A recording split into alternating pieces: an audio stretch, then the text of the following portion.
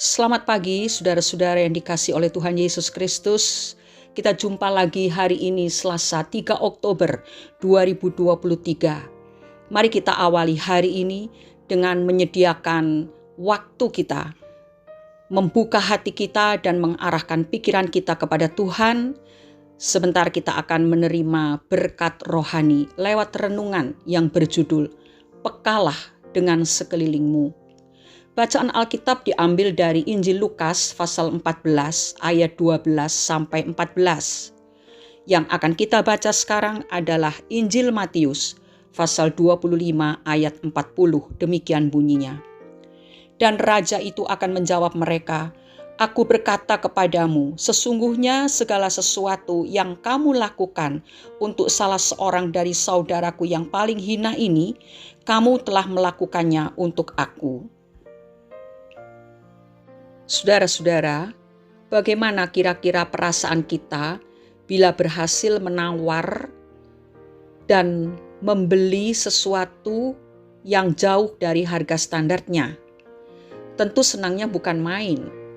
Serasa menjadi orang yang paling beruntung karena memiliki sesuatu yang diharapkan sesuai dengan harga yang kita inginkan. Suatu kali ada seseorang yang mengalami hal seperti itu. Demikian kisahnya. Suatu ketika, saya pernah berhasil membeli bunga-bunga dengan harga yang jauh dari harga yang ditawarkan. Awalnya saya senang, tetapi kesenangan itu seketika juga mengganjal hati saya. Siang itu seorang pria paruh baya berhenti tepat di depan pagar rumah saya dan menyapa saya yang sedang duduk. "Neng, mau beli bunga enggak?" Saya pun dengan cepat menjawab tidak. Tidak patah semangat, pria itu menawarkan bunga yang dibawanya sekali lagi. Karena melihat wajahnya yang letih dan juga cuaca yang panas, akhirnya saya mengundangnya untuk masuk ke halaman rumah saya untuk melihat-lihat bunga yang dibawanya. Mulanya saya hanya berniat untuk membeli 1 atau 2 dari barang jualannya. Tetapi bunga yang dibawa oleh pria tersebut nampak indah semuanya. Sehingga saya pun jadi ingin membeli semuanya. Kurang lebih ada 8 rangkaian bunga di dalam 2 bakul yang dipikulnya. "Satunya 25.000, Neng," ucap pria tersebut. "10.000 ya?" Saya pun menawarnya. "Ya, jauh amat nawarnya, Neng. 15.000 aja ya, Neng. Biar saya pulang," ujar bapak tersebut. "Ya udah Pak, 10.000 aja." Saya pun bersikeras karena merasa tidak terlalu butuh. Saya berpikir, kalau bisa saya dapat semua dengan harga segitu, lumayan juga. Nampak pasrah, akhirnya pria itu merelakan bunga jualannya dengan harga yang saya tawar. Uang pun saya berikan kepadanya. Di akhir perjumpaan kami, pria tersebut masih tetap memberikan respon yang baik meskipun saya telah menawar jualannya begitu rendah.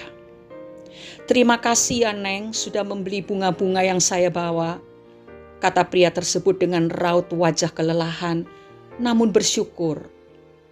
Melihat ekspresi inilah, hati saya terenyuh. Kepala saya seakan disiram dengan air dingin, menyadarkan saya akan perbuatan saya yang semena-mena terhadap pria tersebut. Karena itu, saya pun kembali memanggil pria itu yang baru saja melewati pintu pagar rumah saya. Saya memintanya untuk tunggu sejenak, lalu mengambilkannya air putih dan memberikannya uang yang sesuai dengan jumlah harga jualnya yang semula untuk bunga-bunganya. Ternyata pria itu punya kisah yang mengibakan hati saya. "Terima kasih, Neng. Ini jawaban doa saya dari kemarin. Saya memang sedang butuh uang untuk makan keluarga saya dan juga obat buat anak saya yang lagi sakit. Semoga Tuhan memberkahi Neng ya," ucap pria tersebut dengan mata yang berkaca-kaca. Saudara-saudaraku, terkadang kita tidak mempersoalkan harga segelas kopi instan yang mahal. di sebuah minimarket atau di sebuah kafe, tetapi menawar begitu rupa untuk seikat sayur di pasar. Mungkin hal ini memang sudah biasa, tetapi sebagai anak Tuhan seharusnya kita peka kepada mereka yang membutuhkan, bukan malah menekan mereka karena kita tidak peka akan keadaan mereka. Oleh karena itu, mari kita selalu minta pimpinan Roh Kudus. Saat kita bangun pagi, kita datang mengucap syukur, menghampiri hadirat Tuhan dalam doa dan penyembahan kita. Kita minta Roh Kudus memimpin dan memberikan hikmat kepada kita, membuka mata rohani kita, supaya kita dapat melihat keadaan orang-orang yang ada di sekeliling kita. Siapa di antara mereka yang membutuhkan pertolongan kita, sehingga kita bisa menjadi tangan Tuhan untuk menolong mereka. Mari pagi hari ini kita renungkan hal ini baik-baik. Banyak orang di luar sana yang membutuhkan pertolongan Tuhan, dan Tuhan mau pakai kita untuk menjadi kepanjangan tangan Tuhan untuk menarik mereka kepada kasih-Nya, kasih Yesus Sang Juru Selamat dunia. Mari kita berdoa.